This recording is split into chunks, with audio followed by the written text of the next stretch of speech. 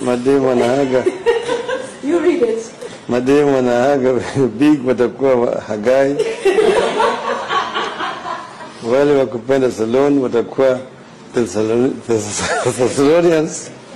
Waluya wa ugali ndio wa Galileo. Mafisi tutakuwa Wafilisti. Some of these make you laugh. Because people make fun out of this. But meaning that they believe in it. Yeah. They are very so passionate that when we get into Canaan, we will be different things, you know. There will be diversity in Canaan, you know. There will be Thessalonians, there will be Galileo, those are the Valuhias. So is there room for everyone? Room for everyone. Including Thessalonians? Yes.